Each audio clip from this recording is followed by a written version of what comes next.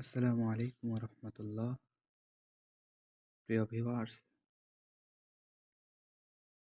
আপনাদের মাঝে আমি আজকে একটি খারাপ একটি বিদ্যা দেব। তো আপনারা আমার এই ডায়েরি থেকে বিদ্যার অ্যান্সার দিব। তো এটা হচ্ছে, আপনারা দেখতে পাচ্ছেন, এটা দোকান নষ্ট করা।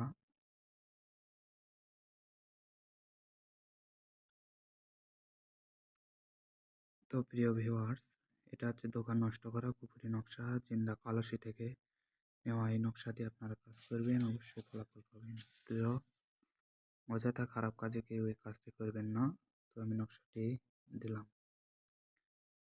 আর নিয়মটি আমি ভালোভাবে বলি নাই। আপনারা যাদের দরকার নিয়মটি অবশ্যই আমাকে বলবেন, আমি বলে দেব।